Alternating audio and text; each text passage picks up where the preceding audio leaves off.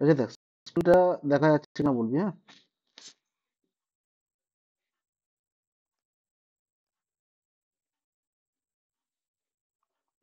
স্ক্রিনটা শো করছে তো? ঠিক আছে, চল। তাহলে কালকে আমরা পড়েছিলাম যে নর্মাল যে যজ্ঞের উপর বিশেষ, মানে যজ্ঞ বিশেষ, যজ্ঞ কি, যজ্ঞ কখন কখন করা উচিত, এই বিষয়ে সামান্য একটা পরিচয় দেখেছি। তার সাথে আহ, অগ্নিহোত্র যাগ পড়েছি। তো আজকে আমরা মেনলি তিনটে যাগ পড়বো, যেগুলো খুবই গুরুত্বপূর্ণ। তার মধ্যে যেটা বেশিরভাগ পরীক্ষায় আসে সেই যাগ হচ্ছে দশ বা দর্শ পৌর্ণমাস। দশ পৌর্ণমাসও বলা হয়, আবার দর্শ পৌর্ণমাসও বলা হয়। তো এর যে ব্যাখ্যা আমরা পাচ্ছি সেটা হচ্ছে শতপদ ব্রাহ্মণ অনুযায়ী কিন্তু পাচ্ছি। এবার এই পরিচয় সম্পর্কে আমরা দেখব, যে বলা হচ্ছে ইষ্টি যাগের প্রধান রূপ হলো দর্শ পৌর্ণমাস। তাহলে পুরোটাই বলছে কি, ইষ্টি যাগের প্রধান রূপ। তাহলে এটা প্রশ্ন তো আসবে যে ইষ্টি যাগের প্রধান রূপ কোনটা, বা দশ পৌর্ণমাসের প্রধান কোনটা, ঘুরিয়ে ফিরিয়ে প্রশ্ন কিন্তু আসতে পারে। আচ্ছা, এবার ইষ্টি, এবার ইষ্টি জিনিসটা বুঝতে হবে, ইষ্টি জিনিসটা কি। আচ্ছা, ইষ্টি মানে জানা আছে?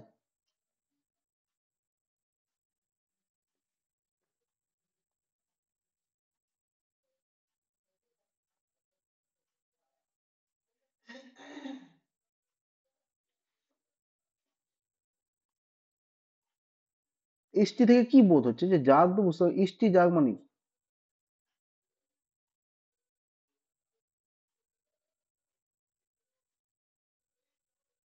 হ্যাঁ, বল।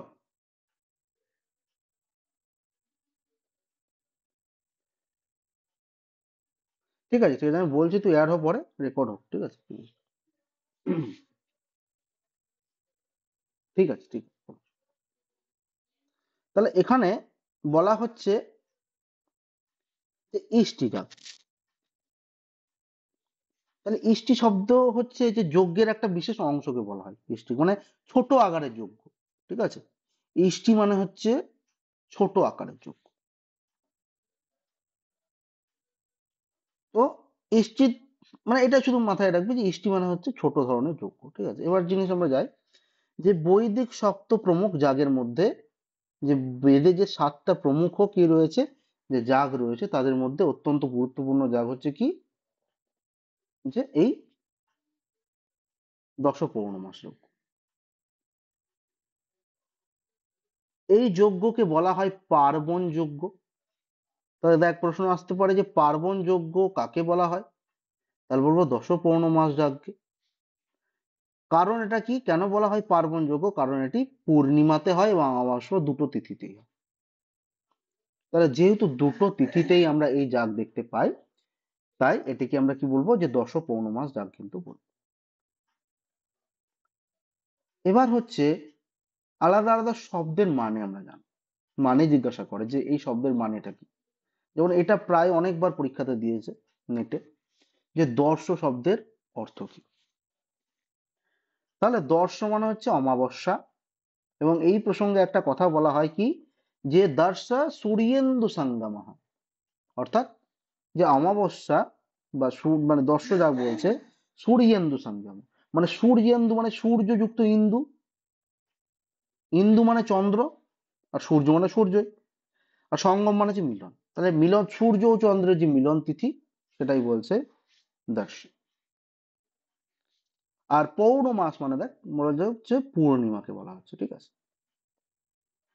তাহলে পৌর্ণমাস বলা হচ্ছে পূর্ণিমা, দর্শ বলা হচ্ছে অমাবস্যাকে, আর পৌর্ণমাস বলা হচ্ছে পূর্ণিমা।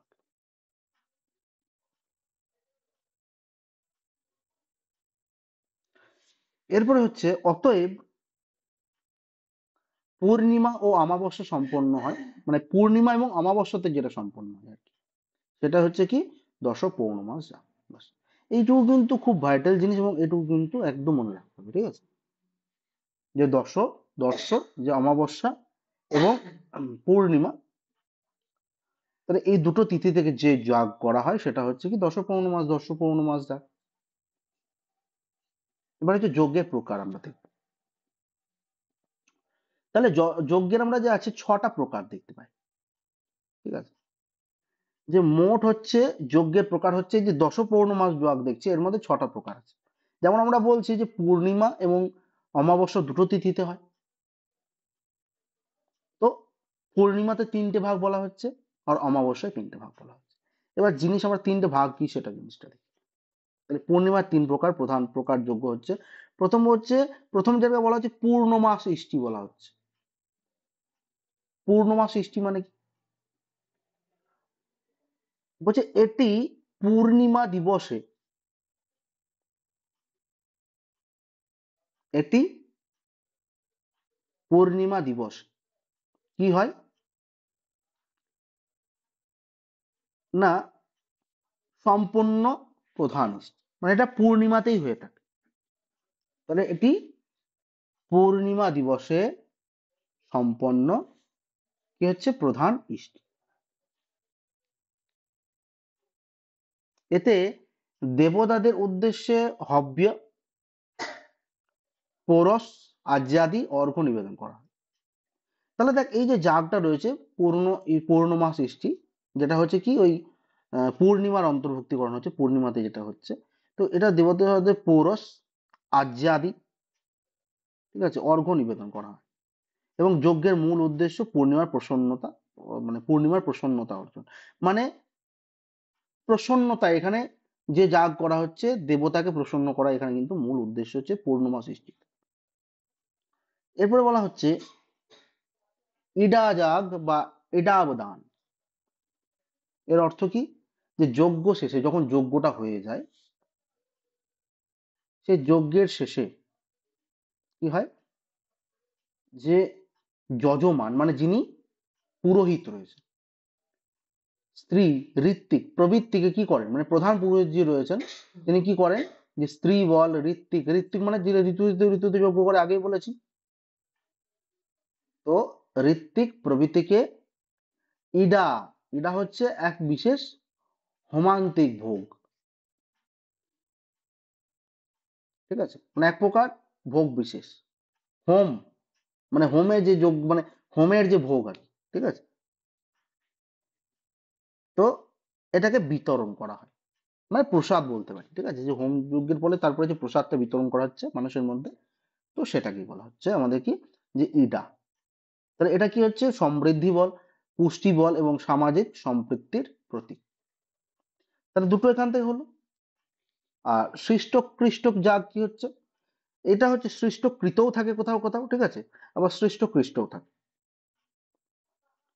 তো এটা হচ্ছে যজ্ঞের কোনো ত্রুটি যাতে না থাকে, যখন যজ্ঞ করা হচ্ছে তা মানে তখন যেন কোনো ত্রুটি উপস্থিত না হয়, এটাই বলা হচ্ছে।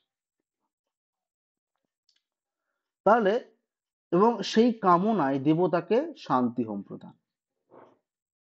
বলছে আমি যখন মানে কোনো ঋষি যখন যজ্ঞ করছে বা কোনো পুরোহিত যখন যজ্ঞ করছে, তখন যেন সেই যজ্ঞে কোনো ত্রুটি না হয়, কোনো বিঘ্ন বিনাশ উপস্থিত না হয়,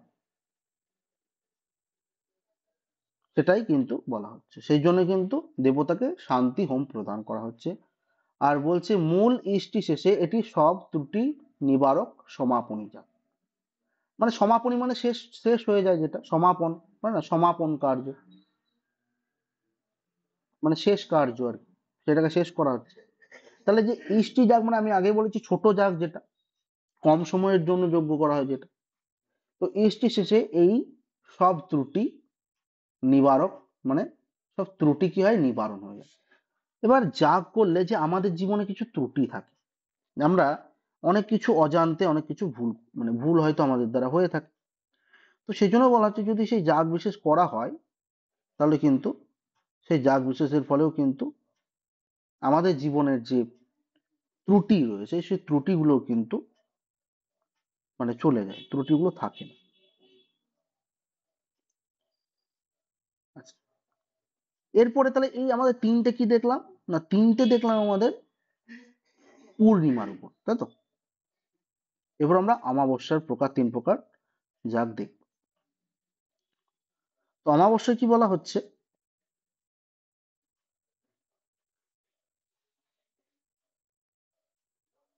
বলছে অমাবস্যা তিথিতেও তিন অংশে যজ্ঞ বিভক্ত। একটা হচ্ছে দর্শ ইষ্টি, দর্শ কথার অর্থ আমরা আগেই জানি অমাবস্যা। তাহলে হচ্ছে দর্শ মানে হচ্ছে অমাবস্যা, আর এটা হচ্ছে অমাবস্যার প্রধান ইষ্টি। অমাবস্যার যে প্রধান যে যাগ সেটা হচ্ছে দর্শ ইষ্টি, ঠিক আছে? তো এই তিথিতে অন্ধকার থেকে আলোর আহ্বান করা হয়, যে অন্ধকার থেকে আলোর যে আলোকে আহ্বান করা হয়, ঠিক আছে? এবার এখানে শুধুমাত্র এই যে অন্ধকার রূপ, মানে অন্ধকার শুধুমাত্র যে আমাদের অন্ধকার রয়েছে সমাজে, সেই অন্ধকার থেকে মানে আমাদের দিন হচ্ছে রাত হচ্ছে সেই রক্ত অন্ধকার একটা ব্যাপার, কিন্তু তার থেকে মেইন যে জিনিসটা বলা হচ্ছে যে আমাদের যে জ্ঞান রূপ অন্ধকার রয়েছে, মানে আমরা অজ্ঞানী রয়েছে, মানে অজ্ঞান রূপ অন্ধকার, সেই অজ্ঞান রূপ অন্ধকার থেকে কি বলছে, আলোর দিকে কিন্তু আহ্বানের কথা বলেছে। সূর্যচন্দ্রের সঙ্গমের সময় যোগ্য হওয়ায় এই ইষ্টির বিশেষ মাহাত্ম্য। তাহলে আরো কি বলা হচ্ছে, যে সূর্য এবং চন্দ্রের সঙ্গমের সময় এটা, তাই এটাই হচ্ছে এই যজ্ঞের বিশেষ মাহাত্ম্য। বেশ, তাহলে এটা দর্শ ইষ্টি হয়ে গেল। মেন এই নামগুলো কিন্তু মনে রাখতে হবে, ঠিক আছে, যে কোনটা কার ভাগ এটা অন্তত মনে রাখতেই হবে। আর কি পাশিত্রাবদান, না বলছে হোম যখন করা হচ্ছে, হোমের পরে যেটা পড়ে থাকছে অবশেষ থাকছে, সেই ভোজ্য অংশ যে থাকছে তার নিয়মিত বিভাজন।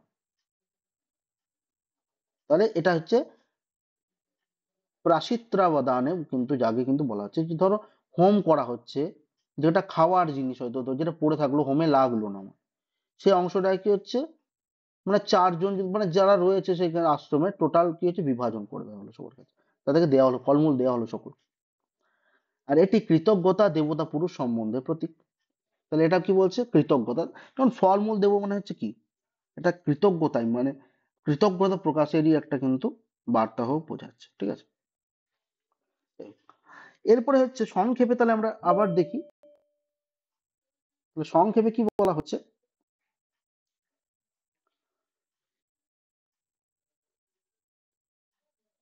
বলছে পূর্ণিমা, পূর্ণমাস ইষ্টি, সৃষ্টকৃত, এগুলো ভাগগুলো কিন্তু শর্টকাটে আবার লিখে দিয়েছি, আর পিছনে যে উপরে ভাগগুলো দেখলাম যে তিনটে তিনটে ভাগ, সেটা নিচেও কিন্তু আমরা দেখতে পাচ্ছি।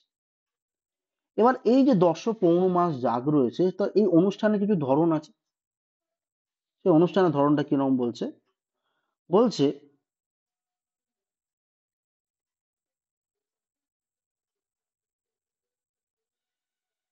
আচ্ছা,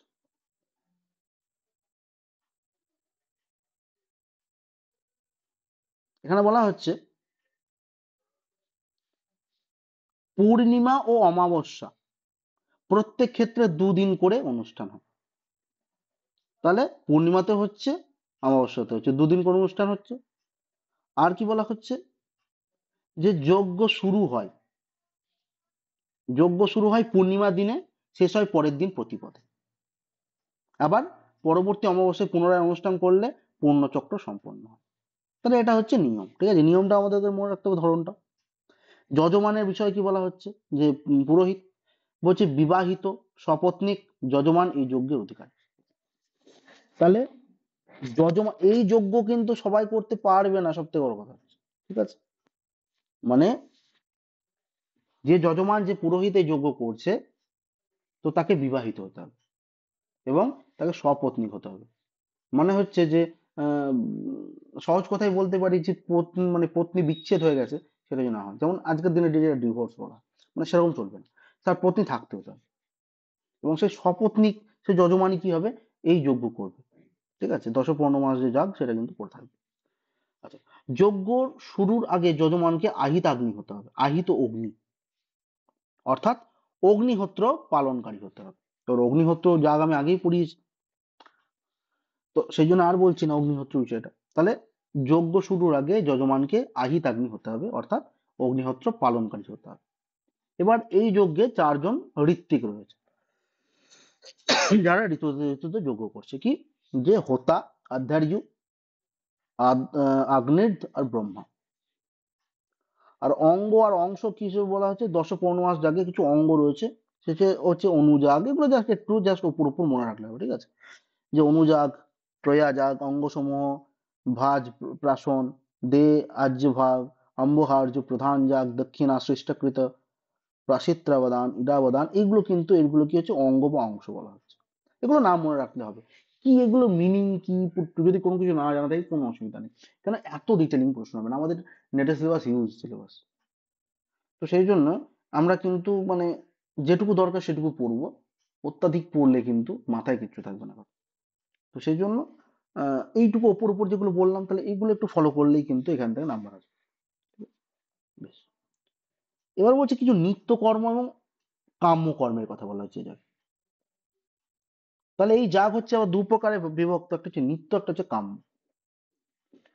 তাহলে যারা আজীবন প্রতিটি পূর্ণিমা অমাবস্যায় এই যজ্ঞ করেন, মানে যতদিন বেঁচে থাকে, নিত্য মানে হচ্ছে একদম কন্টিনিউ আর কি। তাদের কাছে এটা নিত্য। শাস্ত্রজ্ঞ আপস্তম্ভ সেখানে বলেছেন, তাভ্যাম যাবজ্জীবন যজেত ত্রিংশতং বা বর্ষাণি জীর্ণমাবিরাম, অর্থাৎ জীবনভর বা কমপক্ষে 30 বছর, মানে জীবনভর তো বটেই, কিন্তু মোটামুটি বলছে 30 বছর অন্তত করতেই হবে। বয়সজনিত কারণে থামা যায়, মানে বয়স্ক হয়ে গেছে আর পারছে না, তখন ঠিক আছে, কিন্তু কমপক্ষে কি বলছে 30 বছর করতেই হবে। তাহলে এই যা, ঠিক আছে। আর কাম্য কর্ম কি বলছে, কোনো বিশেষ কামনা বা উদ্দেশ্য নিয়ে যারা যজ্ঞ করে, যে আমার এটা কামনা, আমি এটা পেতে চাই, তো ঈশ্বরের কাছে প্রার্থনা করছি, সেই জন্য যাগ করছি, মাঝে মধ্যে যজ্ঞ করছি। তো সেটা, তাহলে দুটো ভাগ হয়ে গেল আমাদের কি হচ্ছে দশ পূর্ণমাস। তাহলে দশ পূর্ণমাস কি, কি বিষয়টা আসলে, মানে আশা করি সেটা বোঝা গিয়েছে, উপর উপরে একটু বললাম। আচ্ছা, এরপরে চলে যাই পঞ্চমহাযজ্ঞ। তাহলে পঞ্চমহাযজ্ঞ, আমরা কথাটা খুব পরিচিত, আমরা শুনেছি যে এই যে 5টা যাগকে একত্রে বলা হচ্ছে পঞ্চমহাযজ্ঞ। কি, ভূতযজ্ঞ, মনুষ্যযজ্ঞ, পৃথ্বীযজ্ঞ, দেবযজ্ঞ আর ব্রহ্মযজ্ঞ। তো এই যে যজ্ঞ রয়েছে, তো বলা হচ্ছে শতপথ ব্রাহ্মণ অনুসারে কি বলছেন, বলছে বৈদিক পরম্পরাতে মহা পঞ্চমহাযজ্ঞের মহত্বপূর্ণ স্থান রয়েছে।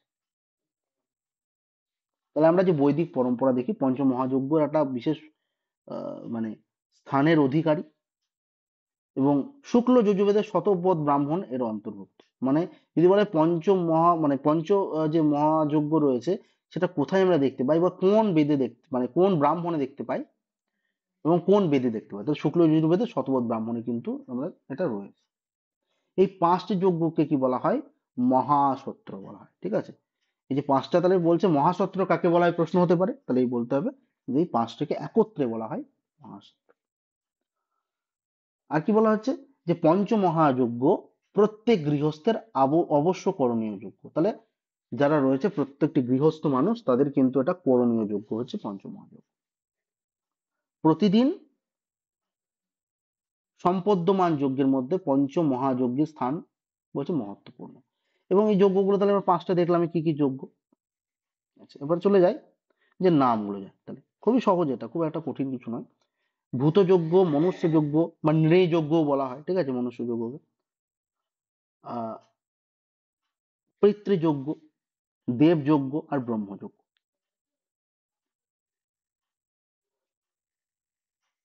তাহলে এখানে বলা হচ্ছে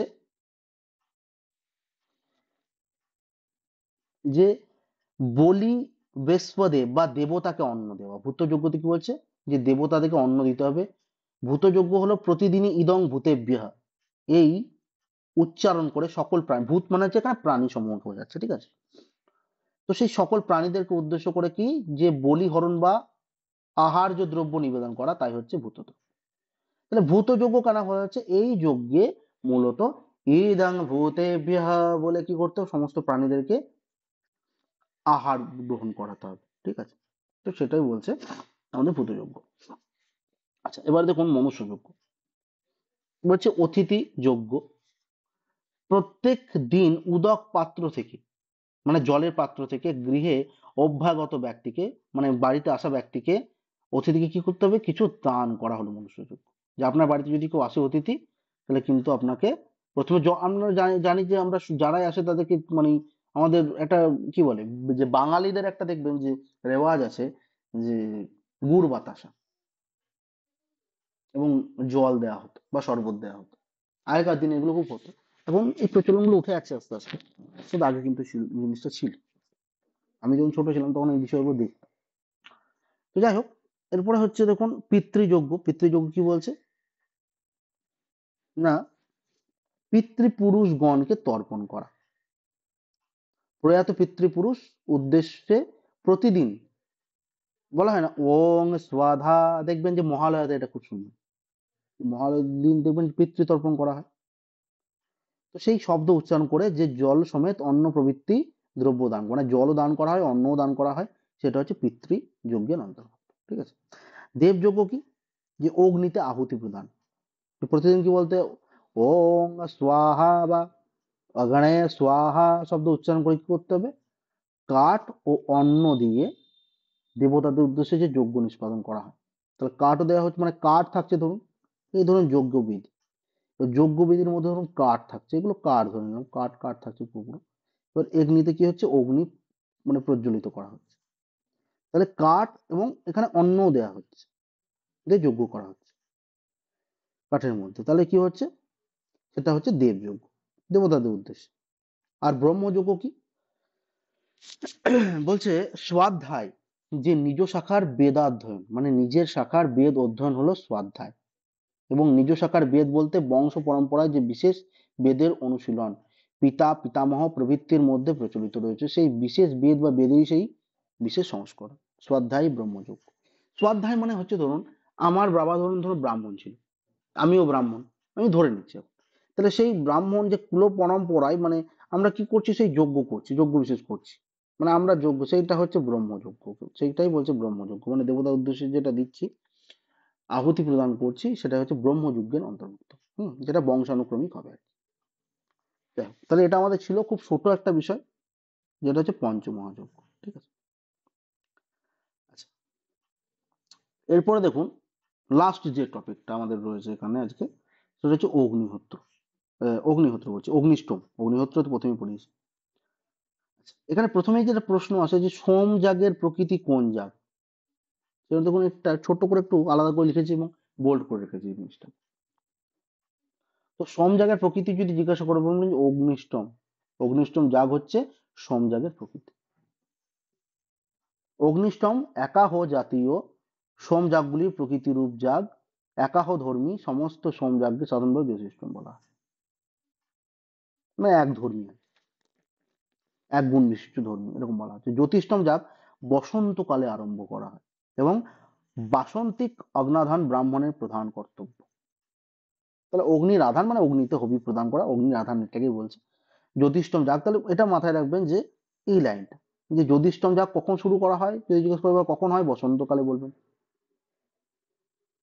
আর যজ্ঞের সময়সীমা হচ্ছে একদিন, একদিনই করা হয়। যে দিনে যাগ অনুষ্ঠিত হয় তাকে বলা হয় সুত্যাদিন, খুব ইম্পর্টেন্ট নাই, ঠিক আছে। জিজ্ঞেস করা হয় সুত্যাদিন জিনিসটা কি, তাহলে হচ্ছে অগ্নিষ্টম যাগ তো একদিন ধরে হয়, এবং যে দিনে অনুষ্ঠিত হয় সেই দিনটাকে কি বলছে, সেইটাকেই বলছে সুত্যাদিন। ঠিক আছে। আবার দিয়ে দেয় সুত্যাদিন কোন যাগের অন্তর্ভুক্তি, মানে কোন যাগের সঙ্গে সম্বন্ধিত। ঠিক আছে, তখন কিন্তু আপনাকে বলতে হবে কি, অগ্নিষ্টম যাগের সঙ্গে। এরপরে কি রয়েছে, জ্যোতিষ্ঠমের 7টি সংস্থা আছে, জ্যোতিষ্ঠমেরও ভাগ রয়েছে দেখুন 7টা। কি, একটা হচ্ছে, নাম মনে রাখবেন, হ্যাঁ, অগ্নিষ্টম, উকাথ্যা, ষোড়শী, অতিরাত্র, অত্যাগ্নিষ্টম, আপ্তরিয়াম, বাজপেয়, এগুলো কিন্তু রয়েছে। তাহলে কি কি, অগ্নিষ্টম যেটা প্রকৃতি বলা হচ্ছে, প্রকৃতি যাগ, উকাথ্যা, ষোড়শী, অতিরাত্র, অত্যাগ্নিষ্টম, আপ্তরিয়াম, বাজপেয়, তাহলে এই 7 প্রকার যে সংস্থা, সেটা হচ্ছে কি জ্যোতিষ্ঠম যাগে কিন্তু আমরা পাচ্ছি। বলছে তাহলে এটা একটু দেখুন। এরপরে হচ্ছে এদের মধ্যে অগ্নিষ্টমী হচ্ছে প্রকৃতি, মানে এই যে এই মানে অগ্নিষ্টম পড়ছে দেখুন, মানে জ্যোতিষ্ঠম যাগেরই একটা ধরুন সংস্থা এটা। ঠিক আছে, এটা মাথায় রাখতে হবে যে আমরা পড়ছি কি, এখন কিন্তু অগ্নিষ্টম পড়ছি দেখুন, তাই তো, উপরে দেখুন অগ্নিষ্টমী পড়াচ্ছে, তাহলে কিন্তু এখানে জ্যোতিষ্ঠম জিনিসটা, জ্যোতিষ্ঠম, তাহলে ওটারই একটা সংস্থা হচ্ছে কি না আমাদের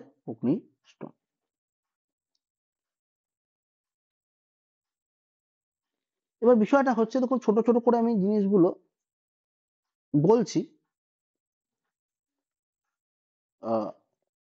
সেখানে হচ্ছে যে জ্যোতিষতম যে জিনিসটা, সেটাও একটু জানাটা দরকার। আচ্ছা, সেটাও একটু বলে দিচ্ছি আপনাদের।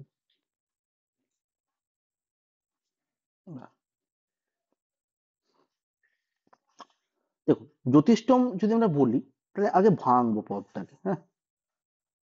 যে জ্যোতি যুক্ত স্তোম, এটি জ্যোতিষতম। মানে এটাকে ভাঙি যদি ধরুন, জিনিসটা দাঁড়াবে, এটা হচ্ছে জ্যোতি,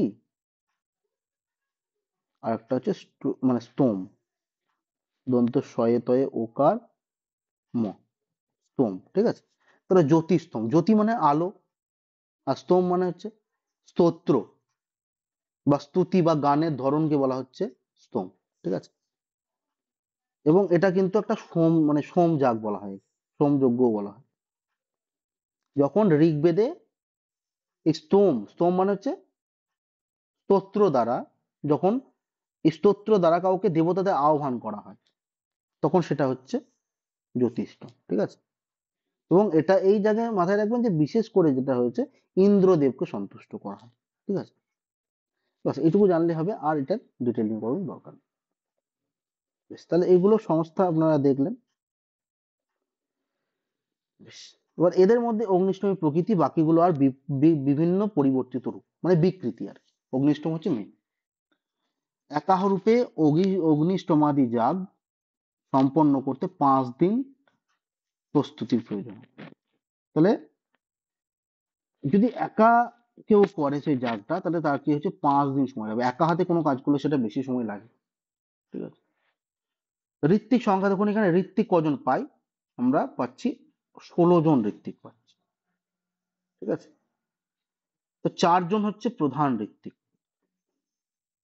ঠিক আছে, এবং প্রত্যেকে 3 জন করে সহকারী। তাহলে এখানে একটা জিনিস দেখবেন, যে আমি যেখানে পড়বো, মানে মেন পয়েন্ট গুলো দেখবেন, যে হচ্ছে প্রধান যে রয়েছে, মানে তার হয়ে যজ্ঞ করছে, মানে বাকিরাও যজ্ঞ করছে সহকারী হিসেবে, প্রধান কিন্তু কেউ একজন রয়েছে, প্রধান ঋত্বিক কিন্তু রয়েছে, তাই সহকারী আরো 3 জন। তাহলে প্রথম প্রধান যে রয়েছে, দেখুন একটা হচ্ছে আধ্যাত্ম যুগান। এই আধ্যাত্ম যুগানের মধ্যে কি হচ্ছে, প্রথম প্রধান হচ্ছে আধ্যাত্ম, তারপরে সহকারী হচ্ছে প্রতিপ্রস্থাতা, নেষ্ঠা আর উন্নাতা। নামগুলো মনে রাখবেন, ঠিক আছে, ইম্পর্টেন্ট, এগুলো জিজ্ঞাসা করে। আচ্ছা, এরপরে হচ্ছে দেখুন, এবার মনে রাখবেন বলতে কত মনে রাখবেন, কিন্তু ব্যাপারটা হচ্ছে যেন পরীক্ষা দিতে গিয়ে অপশন, এখন তো যেহেতু এমসিকিউ সবকিছু, এসিকিউ তো নয় যে লিখতে হবে পুরোটা, তো সেহেতু যেন দেখে মনে হয় যে না, এটা পড়েছি এবং এটার সঙ্গে এটা কানেক্ট হচ্ছে কোথাও, ঠিক আছে। আচ্ছা, হত্রীগণ দেখুন, হত্রীগণে হচ্ছে হোতা মেন, তার সঙ্গে সহকারী হচ্ছে মৈত্রাবরণ, আচ্ছা বাঘ আর গ্রাবস্ত্রা। উদ্গাত্রীগণের মধ্যে উদ্গাতা হচ্ছে কে, প্রধান, আর কে, প্রস্তাবতা, প্রতিহতা আর সুব্রহ্মণ্য। ব্রহ্মার মধ্যে হচ্ছে ব্রহ্মা মেন, ব্রহ্মাগণের মধ্যে ব্রহ্মা, চাংসি, আগ্নিঘ্রা, পোতা, দক্ষিণা, এগুলো হচ্ছে এদের সহকারী। আচ্ছা, অগ্নিষ্টম তো করছেন, অগ্নিষ্টম যা, কিন্তু প্রধান দক্ষিণা এখানে কি না, বলছে প্রধান যে দক্ষিণা, সেটা কিন্তু গরু দান করতে হবে, ওটাকে গাভী দান করতেই হবে। তার সাথে কি কি, সোনা দিতে পারেন, অশ্ব, বস্ত্র, মানে ঘোড়া দিতে পারেন, সোনা দিতে পারেন, ঠিক আছে, এগুলোও রয়েছে। এবং বলা হচ্ছে 4 জন প্রধান ঋত্বিক ও তাদের সহকারীর জন্য অন্তত 100টি গাভী দান করতে হবে। 4 জন তো প্রধান ঋত্বিক রয়েছে, আর সহকারীও রয়েছে, তাহলে টোটাল দেখুন 16 জন পেয়েছি আমরা। তা টোটাল কম করে বলছে যে 100খানা গরু কিন্তু দান করতেই হতো এই জায়গায়। জিজ্ঞেস করা হয় যে 100খানা গাভী কোন জায়গায় দান করা হয়, তাহলে বলবেন যে অগ্নিষ্টম জায়গা, দক্ষিণাসর, ঠিক আছে। তো যাই হোক, তো দক্ষিণা প্রদান হতো মাধ্যম দিন শ্রবণের সময়। এবার দেখুন, মানে মধ্য সময় আর কি, ঠিক আছে, মাধ্যম দিন সময়। আচ্ছা, সত্রপাঠ ও স্তোত্র সংখ্যা। তাহলে সোমরস নিষ্কাশনের সময়, সোমরস মানে কি, পার্বত্য অঞ্চলে এক প্রকার লতা গাছ পাওয়া যায়, লতা ধরনের, সেটা হচ্ছে সোমলতা, সোমলতা বলা হয়, ঠিক আছে। একজন দেখবেন আমাদের মানে গায়িকাও রয়েছেন সোমলতা। তো সেই সোমলতা মানে হচ্ছে সোম রস, মানে সোম মানে এখানে সোম মানে যেটা ওই রসটা নিষ্কাশন করে, মানে সেটাকে নিচড়ে সেই রসটা তৈরি করে, মানে দেবতারা সেটা পান করতেন আর কি। এটাকে হচ্ছে সমরস বলা হয়। যাই হোক, তো সমরস নিষ্কাশনের সময় নির্দিষ্ট সংখ্যক সত্র পাঠ ও স্তোত্র গান অনুসারে সংস্থা ভেদ নির্ধারিত হয়। তাহলে এই যে সংখ্যা ভেদ হচ্ছে, যে সোমরস যখন নিষ্কাশন করা হচ্ছে তখন বিভিন্ন রকম স্তোত্র পাঠ করা হচ্ছে, স্তোত্র গান ইত্যাদি হচ্ছে। এবং অগ্নিষ্টমের সংস্থা দেখুন কতগুলো বলছে না, অগ্নিষ্টমের সমস্যা মানে সংস্থা হচ্ছে টোটাল 12টি, ঠিক আছে। শ্রবণ সংখ্যা, প্রাত সমান হচ্ছে 5টা, মাধ্যম দিন সমান, সংখ্যাগুলো একটু দেখে রাখবেন। তৃতীয় শ্রবণ হচ্ছে 2টো, টোটাল 12টা। হোতা 3 শ্রবণের মোট 6টি পাঠ করেন, সহকারী ঋত্বিকগণ বাকি 6টি পাঠ করেন। প্রত্যেক সত্র পাঠের পূর্বে একটি করে স্তোত্র গান হয়। তখন যখনই সত্র পাঠ হয় তখন একটা কি হয়, যে প্রত্যেকের একটা করে স্তোত্র গান হয়। ফলে অগ্নিষ্টম জায়গায় কি হচ্ছে, 12টি স্তোত্র হয়। আর শ্রবণীয় পশু জায়গাটা মেন। পশুর সংখ্যা হচ্ছে একটা। অগ্নিষ্টমে, তাহলে অগ্নিষ্টম 3 ভাবে সম্পন্ন হতে পারে। বেশ, এই 3 ভাবে সম্পন্ন হতে পারে এটা দেখছি। তার আগে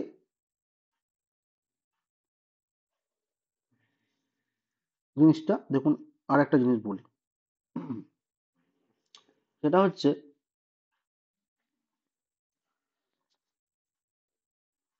আচ্ছা একটু দাঁড়ান।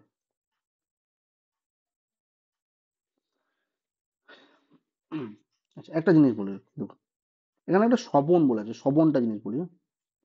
তখন বলবে যে শ্রবণ জিনিসটা বলছে যে হোতা 3 শ্রবণে মোট 6টি পাঠ করে। মানে সোমরস যে নিষ্কাশন করা হতো, তো সেটা একটা টাইমিং ছিল নির্দিষ্ট, সেই টাইমিংটাকে বলছে, সেই টাইমিং পর্বটাকে বলছে, ঠিক আছে। এবং ত্রিশ্রবণ যদি বলে তাহলে ভাববেন যে সকালে, দুপুরে আর সন্ধ্যায়, ঠিক আছে। শ্রবণ একটা টাইমটাকে বলছে, সকাল, যে প্রাতঃশ্রবণ বলা হয়, প্রাতঃশ্রবণ মানে হচ্ছে, মানে শ্রবণ মানে ধরুন প্রাতঃশ্রবণ হচ্ছে সকালে, বুঝতে পারছেন, মাধ্যম মানে মধ্যকালীন, দুপুরে, আর অপরাহ্ন তারপরের যে টাইমটা, ঠিক আছে। তো এগুলো জাস্ট একটু মাথায় রাখবেন, ঠিক আছে। আর একটা দেখুন, এটা হলো, তাহলে অগ্নিষ্টম হচ্ছে 3 ভাবে সম্পন্ন হয়। তার আমরা দেখেছি যে একাহ ভাবে সম্পন্ন হয়, মানে একদিনের যাগ, ঠিক আছে, যে একদিনের জন্য সে যজ্ঞ করা হয়। অহীন মানে হচ্ছে 2 বা তার তার বেশি। আর সত্র মানে হচ্ছে দীর্ঘকালীন যাগও কিন্তু এটা হয়ে থাকে। আর একাহ জাতীয় সমজাগের প্রকৃতি হচ্ছে অগ্নিষ্টম, এগুলো প্রশ্ন আসে। একাহ সমজাগের প্রকৃতি কি? অগ্নিষ্টম। জ্যোতিষ্ঠমে 7টি সংস্থা, প্রকৃতি অগ্নিষ্টম। ঋত্বিক হচ্ছে 16 জন, দক্ষিণ হচ্ছে গাভী, এগুলো আগেই বলেছি, সেগুলো বলছি না, ঠিক আছে। বেশ, তাহলে এইটুকুই কিন্তু আমাদের মোটামুটি ছিল, ঠিক আছে। তাহলে এটুকুই আমাদের মোটামুটি নেট সিলেবাস অনুযায়ী কিন্তু যে যাগ বিশেষ সেটাই কিন্তু আমাদের পড়ার বিষয় ছিল। তো আজকে যেহেতু একটু তাড়াতাড়ি পড়ানো হলো, বিষয়টা হচ্ছে যে উম, আমাদের ক্লাসে যারা থাকেন তারা হচ্ছে যে মেনলি থাকে, সঞ্জয় থাকে, তো তো সে একটু ব্যস্ত হয়ে পড়েছে, ছিল ক্লাসে, তো সেই জন্য তাড়াতাড়ি শেষ করতে আমি আজকে তাড়াতাড়ি শেষ করে দিলাম বিষয়টা। এবং জয়ন্ত তার পরীক্ষাও একটা রয়েছে, এবং বাকিরা যাই হোক, যে যে যে যার মতো সুবিধা মতো ভিডিওটা সকলকে মানে বলছি যে দেখে নিও তোমরা। এবং এটা অবশ্যই করণীয় যে কোনো অসুবিধা হলে কিন্তু মানে ইনবক্স করা, নাহলে আমি বুঝতে পারবো না যে কোথাও বোঝা গিয়েছে না বোঝা যায়নি। কারণ এখন প্রশ্ন কিন্তু আগেকার মতো হয় না। 5-7 বছর আগে যেরকম প্রশ্ন হতো নেটে, এখন কিন্তু সেরকম হয় না। এখন খুঁটিনাটি এমন ভাবে প্রশ্ন জিজ্ঞাসা করে যেন বোঝাটা খুব দরকার, ঠিক আছে। যে মুখস্থ বিদ্যা করে গেলে কিন্তু সেটা খুব মুশকিল হয়ে যায়। যাই হোক, তাহলে আজকে মোটামুটি আমরা ক্লাস এটুকুই রাখছি। সকলকে ধন্যবাদ জানাই এবং সকলকে জানাচ্ছি শুভরাত্রি, ভালো থাকবেন।